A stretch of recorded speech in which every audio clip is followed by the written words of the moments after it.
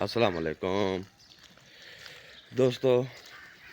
मौसम देखी नो, सुबह सुबह का टाइम है, चेक करो।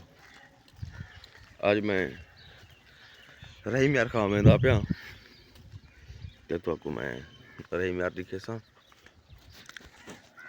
एक साडा मरीज हस्पताल दाखिल है। अल्लाह पाक को शफा देवे। ते मौसम चेक करके नो, मौसम भी बहुत वड़ा बारिश का मंजर दिखा पे।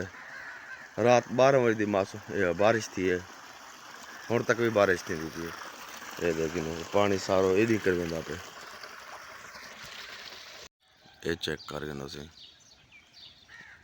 महीना ये पानी खड़ रहा है। वैसे इन पासे बड़ा अजाब होंदे ते बारिश थी खड़ी है।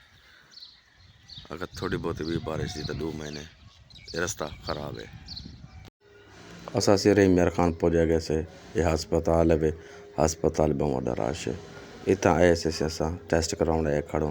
देखो क्या आप इतना कैसे बोला आ बैठो कैंटीन कि जो थकावट ढेर थी गई, काफ़ी टाइम थी गया जो कुछ खा पी गिनो इतनी कर आ बैठो से। तो इतना कर अल्लाह ताला सारे शफा दे।